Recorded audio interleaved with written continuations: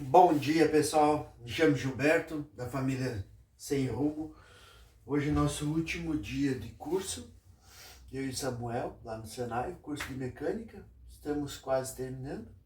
Falta só mais hoje, né? O dia inteiro. Hoje é sábado, dia 9 de novembro. Tô aqui passando meu uniforme. Passar meu uniforme para nós, nosso jaleco, né? Para nós poder ir para aula, que sem o jaleco a gente não consegue entrar na sala de aula, né? No laboratório. Hoje vai ser nosso último, mais um ciclo aí que nós temos terminando. Nós estávamos se preparando para pegar a estrada. E hoje é o nosso último dia de aula. Então, daqui para frente agora é só terminar a combinha e já era, né? Já era. Vamos pegar a estrada. Vamos se preparar pelo menos para estragar alguma coisa no caminho, a gente sabe arrumar, né?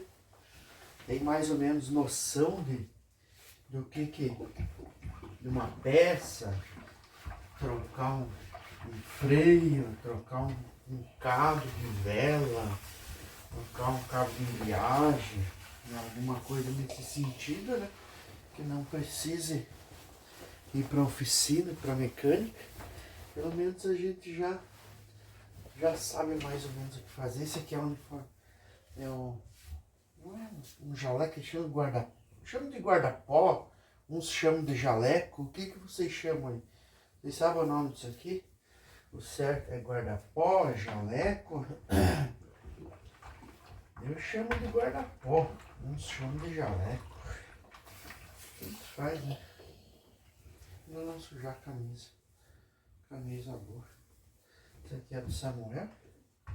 Ele tá dormindo ainda, é 5h30 da manhã. Nossa aula é às 8. Eu acordo cedo. A minha esposa vai trabalhar 5 horas e depois que ela sai da cama eu não consigo mais dormir. Aí eu vou levantei para adiantar passar essas roupas aqui, daí tomar um cafezinho. Daí nós dá seguimento, né? Nós poder ir lá, hoje tem que abastecer a combinha. Tá na reserva já. Outro dia nós esquecemos na estrada. Sábado atrasado, nós esquecemos na estrada. Esqueci de abastecer. Deu problema no cano de descarga também.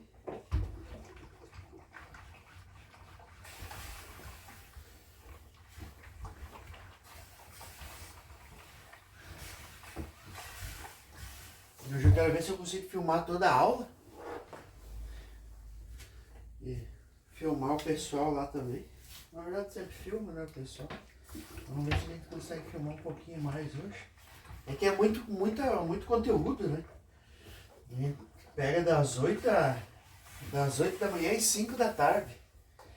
Aí só para almoçar. Então é muito conteúdo para passar para vocês. Imagina, são 8, 9, 10, 11, 12. 1, 2, 3, 4, 5. 8 horas de aula não daria, né? Muita coisa.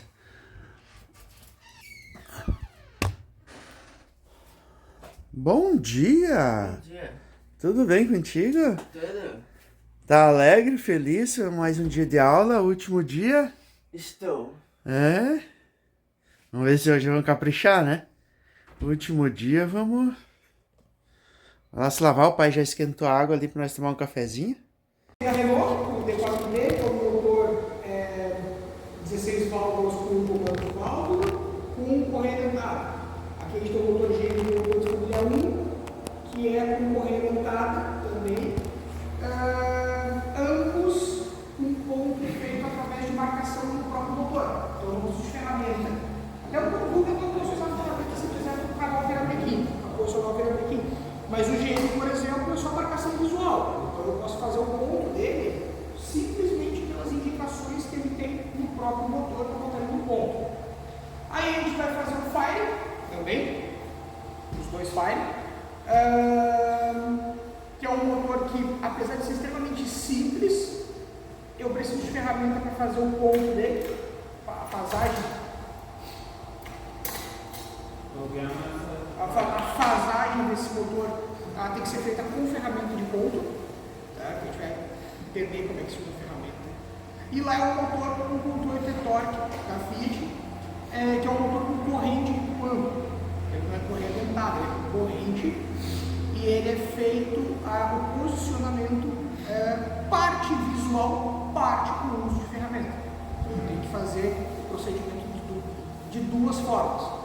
Eu uso ferramenta para fazer o sincronismo, mas eu também tenho indicações visuais para acertar o ponto dele. Tá? Então são motores com características diferentes entre eles. Então em diversos momentos eu vou parando e vou chamando para vocês entenderem alguma particularidade de um motor ou de outro. Tá? Quando a gente for fazer tanto a desmontagem quanto a remontagem desses motores. Inclusive na hora de colocar no ponto, eu vou explicar cada um deles. Óbvio, eu vou botar no ponto 4 motores diferentes. Dois files são iguais. O que eu quero que você saia daqui hoje entendendo é que cada motor tem o seu procedimento de ponto, de fasagem, de determinação, de sincronismo. Porém, existe uma lógica por trás. A questão de que eu tenho que sincronizar a parte de baixo com a parte de cima, para que os tempos, os 4 tempos do motor ocorram da forma correta, sem que ocorra uma colisão entre pistão e válvula, por exemplo, isso qualquer motor vai ser assim. Se pegar um motor diesel também vai ser assim. O que vocês precisam entender? Como identificar se eu posso fazer a fasagem desse motor, o ponto desse motor, simplesmente por meio visual, por marcações, ou se eu preciso da ferramenta. Porque daí cada motor vai ter a sua ferramenta. E essas ferramentas variam de R$100, de 80, R$100 a R$3.000. Uma ferramenta de ponto do motor.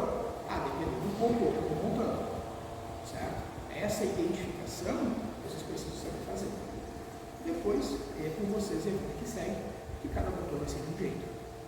Tá, pessoal? Eu compartilhei com vocês ali no grupo da turma um passo a passo de desmontagem dos motores. Ele serve para qualquer motor. Tá? É bem genérico, bem simples o procedimento. Quer dizer assim, ele serve, pode aplicar ele para qualquer motor que for fazer desmontagem. Claro que às vezes depende do motor, pode não ter alguma coisa ou outra, então você vai pular pela etapa, mas tem que identificar os componentes, minimamente. Eu vi que alguém comentou ali na sala, coletor, eu acho que é tal coisa. Não lembro quem foi que comentou ali na sala. A gente vai falar um pouquinho sobre os componentes, tá? Mas só para vocês estarem cientes. O motor do carro, ele basicamente vai ter na sua construção 3 grandes partes, tá? Que são o cabeçote, o bloco e o cárter. Então o cabeçote é onde fica a comando de válvula, bola, enfim, os responsáveis pela entrada do ar e do combustível. Dentro do bloco eu vou ter pirepequim, pistão, biela, que é a parte rotativa da parte inferior do motor. Temos o cárter, que é onde é armazenado o óleo que vai lubrificar esse motor. Tá? E aí dentro do cárter tem o pescador, que vai sugar o óleo, que vai levar para os outros lugares, como eu já expliquei isso lá de lubrificação com vocês. E o resto aí o sincronismo é justamente para sincronizar o cabeçote com o bloco, o eixo comando de válvulas com o eixo do viramequim. Eu tenho 2 eixos trabalhando, às vezes eu tenho 2 comandos, enfim, mas eu tenho os eixos da parte superior e o eixo da parte inferior. E eu tenho os periféricos, que são tudo aquilo que está agarrado no motor, e eu não tenho como desmontar sem tirar essas coisas. Como, por exemplo, coletor de admissão, que é por onde está entrando o ar e é onde estão os bicos, onde vai entrar o combustível, é onde está o corpo de borboleta do acelerador. Pode ser de alumínio, como é aqui, pode ser de plástico, como é ali. Então, assim, o coletor de admissão é por onde entra os gases, entre o ar, o oxigênio e o combustível. Enquanto o coletor de escape é por onde os gases queimados vão embora. É onde vai estar o catalisador, é onde vai estar o escapamento, ele vai estar tudo até lá na traseira do carro. Então, são periféricos. Periféricos ainda, como o volante do motor, já falei que pular na hora de embreagem, é um periférico, está parafusado ali por fora do viramequim, mas são coisas que eu preciso polias, suportes, capas de plástico, enfim, tudo que está pendurado no motor é periférico. Tá, pessoal? São coisas que estão garradas ali e vai ter que remover para poder desmontar esse motor. Por exemplo, aqui, ó, suporte, essa peça de alumínio grande, suporte de alternador, de compressor de ar-condicionado, enfim. Lá no motor do e-torque, aí ele filtro de óleo. Também não deixa de ser um periférico, fica anexo, né, ao motor. Mas eu tenho ali o semi-eixo, que nesse motor, o semi-eixo do lado do carona, aliás, do lado do carona, ele vai no suporte do bloco, então o semi-eixo intermediário, igual na pane quente. Se vocês fizeram a cinética, vocês viram que ele tinha. Saía do lado do carona com o semi-eixo curtinho, só com cinética e deslizante. Lá do carona era curtinho também, só que eu tinha um eixo que ia da caixa até um pedaço do motor e depois tinha um cinética curtinho. O motor era a mesma coisa. Era um pedaço do eixo, do semi-eixo do lado do carona. Quando tira o motor, ele serve do motor, a não ser que o eixo lá está pendurado lá, de qualquer jeito. Entendeu? Então, tudo isso é periférico. Belezinha? Eu vou estar circulando todas as equipes, em diversos momentos eu vou chamar todo mundo, e aí a gente vai executar esses processos de desmontagem, entender o funcionamento. A gente vai aprender a montar pistão dentro do bloco, que não é simplesmente ir lá e colocar, porque tem os anéis, tem que comprimir os anéis, mas vocês vão entender isso depois. Uma dica, um ponto muito importante que eu não lembro se ele está destacado naquele arquivinho que eu mandei no grupo da turma.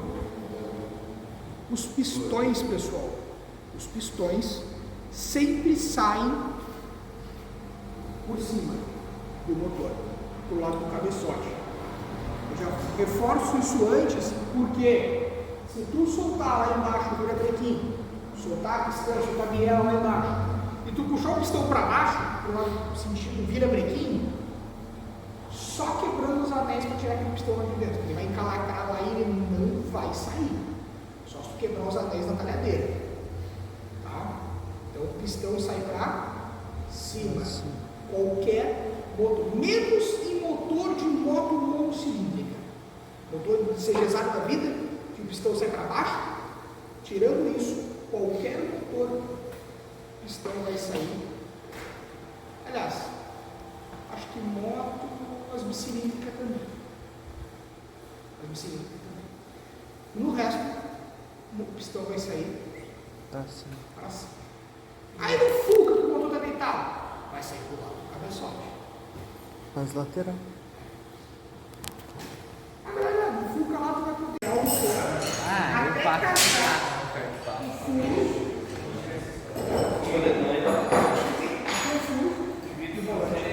Isso aqui ele vai encaixar aqui e vai trancar novamente. Isso tranca a parte de baixo. E aí nós vamos montar um teste certo dele.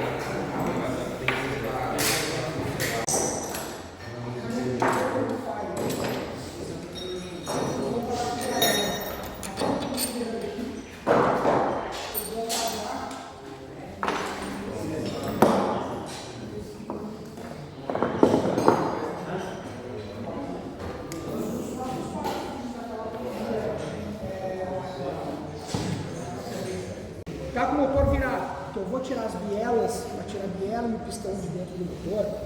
Você sempre tem que tomar cuidado com o seguinte: não misturar as bielas, o conjunto pistão e biela, com uma capa de mancal, a capa de biela, que aqui a biela é tipo um mancal aqui do virabrequim, ela é em duas partes, né?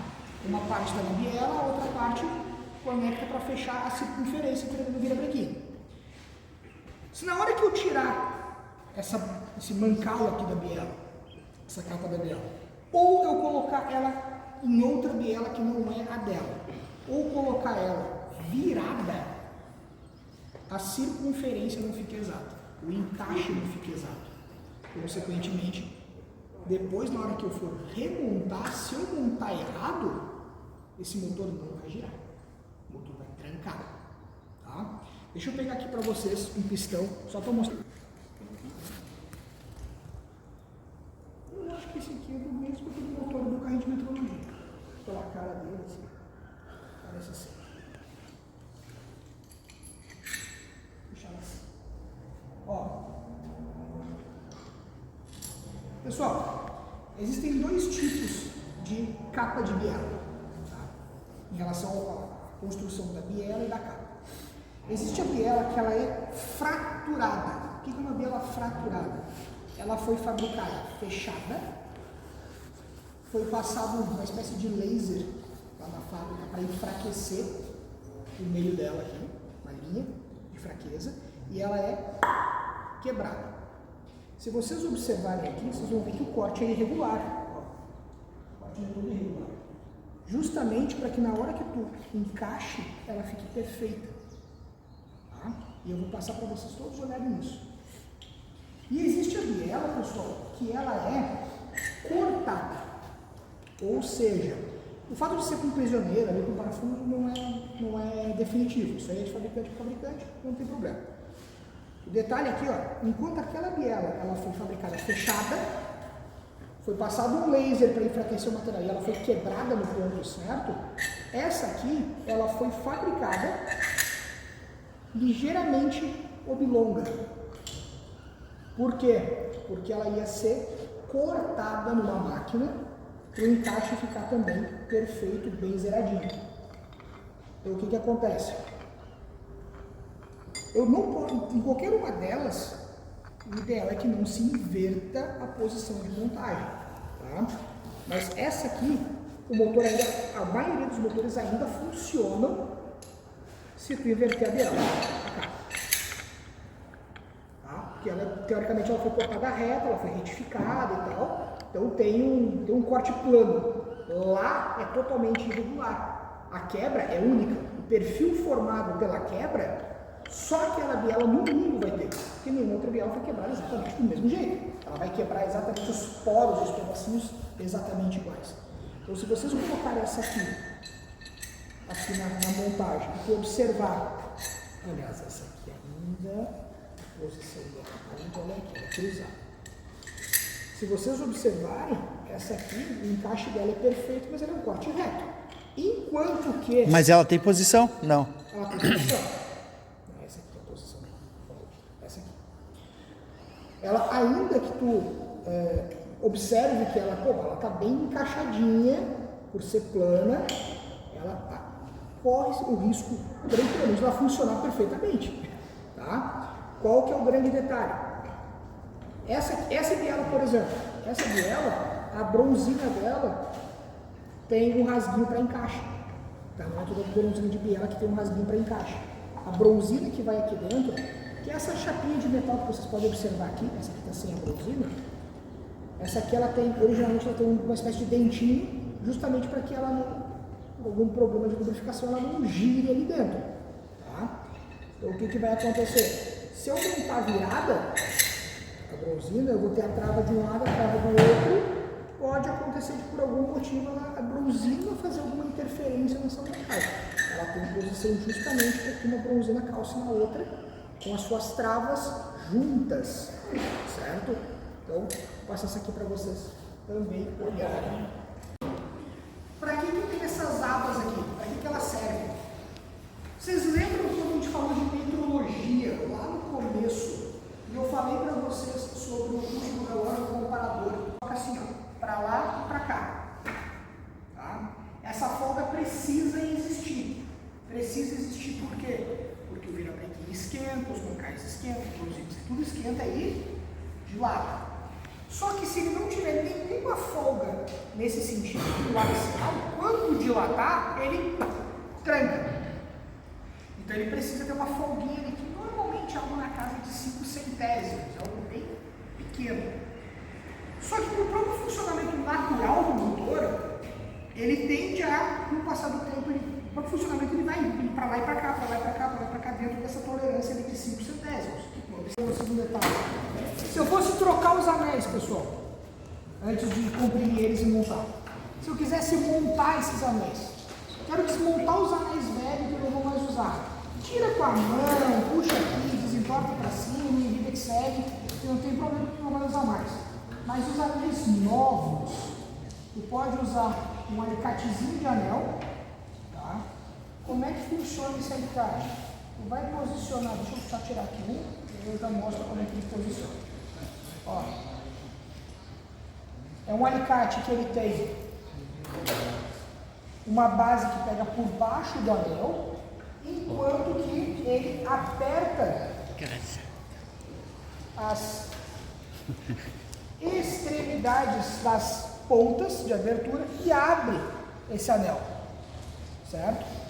Como ele força o anel no próprio eixo dele sem torcer, eu não danifico o anel de pistão. Ele só faz a abertura e tu não precisa abrir até tirar a água do anel, tá? Tu vai abrir só o suficiente para que ele passe pelo pistão, tá? Não precisa abrir, gastar, só o suficiente para ele passar ali, tá? Pode usar ele para qualquer um dos anéis. Os anéis, pessoal, eles têm lado.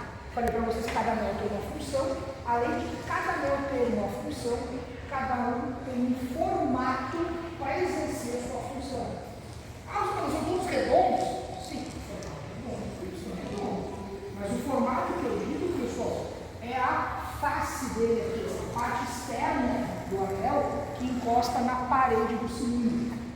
Tá? Cada um deles tem um formato diferente porque são funções diferentes. O primeiro é de cima é vedar, o segundo é nasal, o terceiro é puxar óleo. Então, quando eu olho essa partezinha de fora do anel que encosta na parede do cilindro, eles vão ser diferentes. E o anel também tem lado. Então, eu posso montar ele assim? Não, eu tenho que montar ele assim. Como é que eu sei que é o lado certo?